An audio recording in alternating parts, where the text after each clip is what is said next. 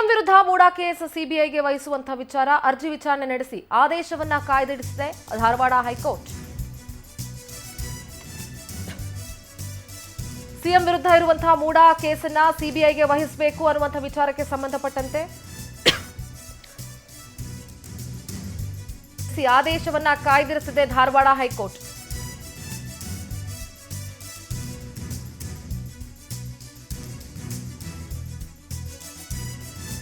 CBI ತನಿಖೆಗೆ ಕೋರಿ ಸಲ್ಲಿಸಲಾಗಿದ್ದಂತಹ ಅರ್ಜಿ ಇದು. ಸಿಬಿಐ ತನಿಖೆಗೆ ದೂರುದಾರ ಸ್ನೇಹಮಯಿ ಕೃಷ್ಣ ಪರ ವಕೀಲರು ಮನವಿಯನ್ನ ಮಾಡಿಕೊಂಡಿದ್ರು. ಸಿಬಿಐ ತನಿಖೆ ಆಕ್ಷೇಪಿಸಿದ್ರು ಹಿರಿಯ ವಕೀಲ ಕಪಿಲ್ ಸಿಬಲ್.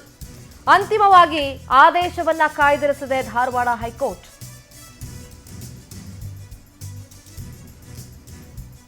ಸಿಎಂ ವಿರುದ್ಧ ಮೂಡಾ ಪ್ರಕರಣ ಏನಿದೆ, ಈ ಪ್ರಕರಣದ ತನಿಖೆಯನ್ನ ಸಿಬಿಐಗೆ ವಹಿಸಬೇಕು ಅಂತ ದೂರುದಾರ ಸ್ನೇಹಮಯಿ ಕೃಷ್ಣ ಅವರು ಅರ್ಜಿಯನ್ನ ಸಲ್ಲಿಸಿದ್ರು. ಅರ್ಜಿ ವಿಚಾರಣೆಯನ್ನ ನಡೆಸಿದಂತಹ ಧಾರವಾಡ ಹೈಕೋರ್ಟ್ ಸದ್ಯ ಆದೇಶವನ್ನ ಕಾಯ್ದಿರಿಸಿದೆ. ಸಿಬಿಐ ತನಿಖೆಗೆ ಸ್ನೇಹಮಯಿ ಕೃಷ್ಣ ಪರ ವಕೀಲರು ಕೂಡ ಮನವಿ ಮಾಡಿಕೊಂಡಿದ್ರು. ಮಣೀಂದರ್ ಸಿಂಗ್ ಸದ್ಯ ಸಿಬಿಐ ತನಿಖೆ ಮಾಡಬಾರ್ದು ಅಂತದ್ದು ಏನೂ ಇದರಲ್ಲಿ ಇಲ್ಲ ಅಂತ ಹೇಳಿ ಹಿರಿಯ ವಕೀಲ ಕಪಿಲ್ ಸಿಬಲ್ ಕೂಡ ಆಕ್ಷೇಪಣೆಯನ್ನ ಸಲ್ಲಿಸಿದ್ರು, ಅಬ್ಜೆಕ್ಷನ್ ಫೈಲ್ ಮಾಡಿದ್ರು. ಸದ್ಯ ಅಂತಿಮವಾಗಿ ಆದೇಶವನ್ನ ಧಾರವಾಡ ಹೈಕೋರ್ಟ್ ಕಾಯ್ದಿರಿಸಿದೆ.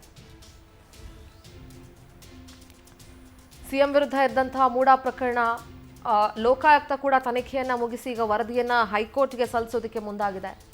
ನೋಡಬೇಕು ಈ ಪ್ರಕರಣ ಇನ್ನು ಯಾವ ಹಾದಿಯನ್ನ ಹಿಡಿಯುತ್ತೆ. ಒಂದೇ ಏಕಕಾಲಕ್ಕೆ ಎರಡೆರಡು ತನಿಖಾ ಸಂಸ್ಥೆಗಳು ಪ್ರಕರಣವನ್ನ ತನಿಖೆ ಮಾಡಬಹುದಾ ಇಲ್ವಾ, ಹೇಗೆ, ಇದೆಲ್ಲವೂ ಕೂಡ ಪ್ರಶ್ನಾರ್ಥಕವೇ. ಇಲ್ಲಿ ಕೋರ್ಟ್ ಏನು ಆದೇಶ ಹೊರಡಿಸುತ್ತೆ ಅನ್ನೋದನ್ನ ಕೂಡ ಕಾದು ನೋಡಬೇಕಾಗತ್ತೆ. ಈಗ ಆಲ್ರೆಡಿ ಮೂಡಾ ಪ್ರಕರಣದಲ್ಲಿ ಇಡಿ ಕೂಡ ಎಂಟ್ರಿ ಆಗಿದೆ.